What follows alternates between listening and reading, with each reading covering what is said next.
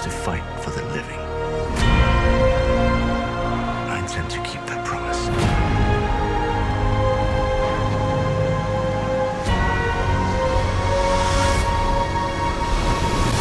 Game of Thrones, the final season. The final season of Game of Thrones has been a 10-year journey pretty much. Started back in 2011.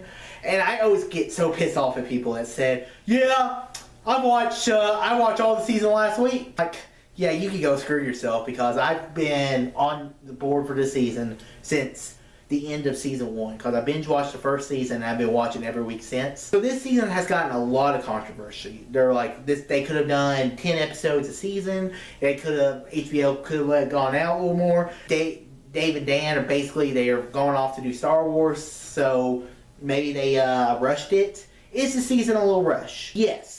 But is it bad in any way? Absolutely not. Is there some days that I wish was done a little better? Absolutely. But let me tell you this.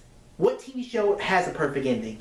What TV show is perfect in every way? There is none. So this season, it begins basically with Jon Snow, Daenerys showing up at Winterfell. The Night King has busted through the wall, and the White Walkers are getting ready to take out the living world. So everyone who the greatest army ever assembled has basically come together to defeat the Night King. And let me say this. The first 2 episodes people were complaining like, oh, it's too slow. And then people in the future will be like, oh god, it's moving too fast. Let's go a little more slow. I'm like, what do you want? What do you want, people?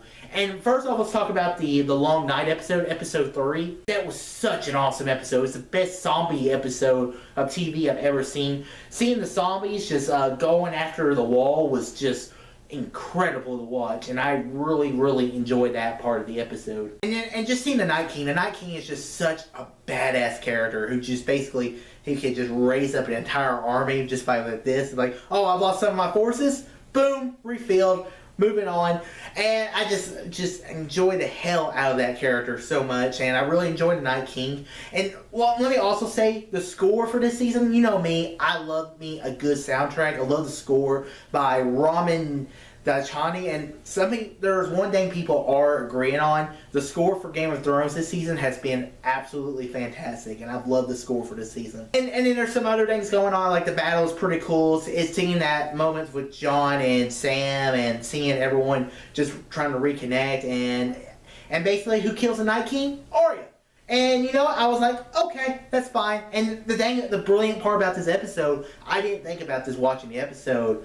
They show you every character but Arya. You forget about Arya. And there's some really great scenes in this episode where you're seeing like Arya, she's in the library, and it's reminding me a lot of Jurassic Park with the Velociraptors.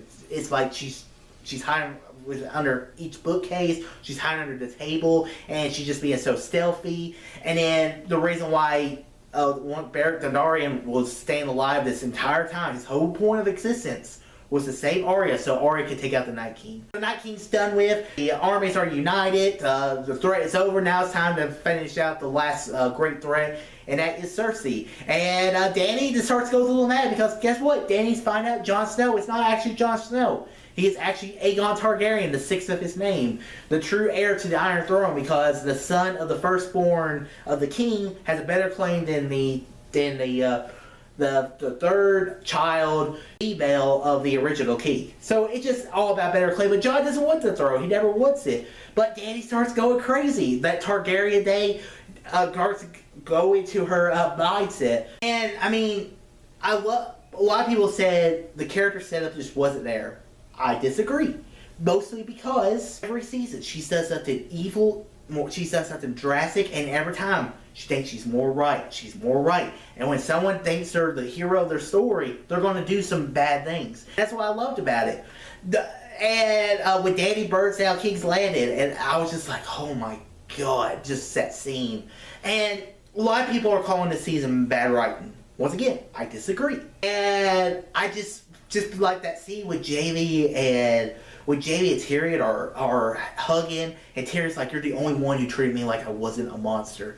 I teared up at that scene because that was just so emotional for me, and I love that part of the episode. Let's let's talk about the finale, because I'm talking about pretty much everything else. So basically, I love some of the imagery they show, like when Dany's walking up and to do her basically Nazi speech, and you see the dragon wings, and Dany's walking. It looks like Dany has the demon wings, and like just like she's basically being a monster at this moment.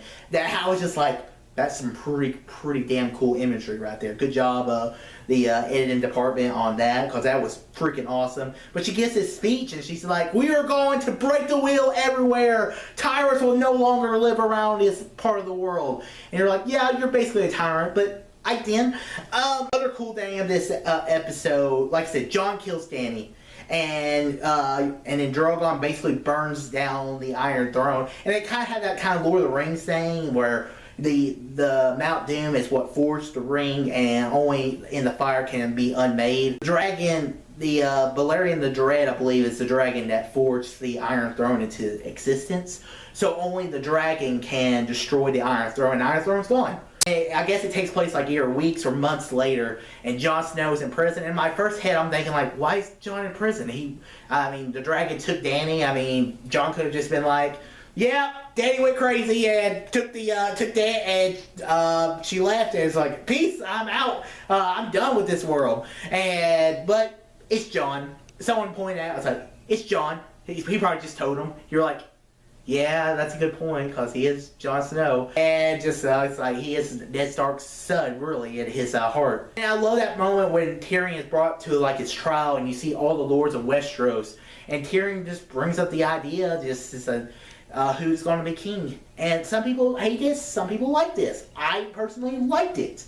And I really liked the idea that Bran became the king at the end, because he's a guy who, he doesn't want anything. He has no ambition. So no greed or nothing about his heir is going to get in that way. So in that sense, I really like that Bran became king. And I would also like Bran to become the new Master of Whispers, because he knows everything, what's going on in the world. He can control all these ravens and birds. He would have been a good Master of Whisper. But you know what? I kind of like him as king. Tyrion as his hand. Sansa becomes the Queen of the North. This did feel very Return to Kingish to me, because it basically showed it showed multiple endings. Jon goes back to join the Night's Watch. Sure he does. I'm pretty sure as soon as Jon gets north of the wall and he sees the Castle Black close behind him, he's like, I'm never coming back. I'm going home. Seeing Jon and Ghost hug was a great moment. I was glad Sansa got her ending where she became queen, and it's what she wanted. She wanted independence. She wanted freedom, and I'm glad. And she did what the Northerners really wanted her to do: just get away from what's going on south, because we are as big as all 6 kingdoms combined. And now Westeros is now the 6 kingdoms, and yeah. Arya gets to go out west and find out what's west of Westeros. Maybe a mini-series, maybe not. Maybe we'll see one day. HBO's kind of shot that down, but why not? The symbolism for me is, I love that we see the ending of the show is it ends the same way it started. If people going north of the wall, and it ends the same way it started. I love the artistic symbolism.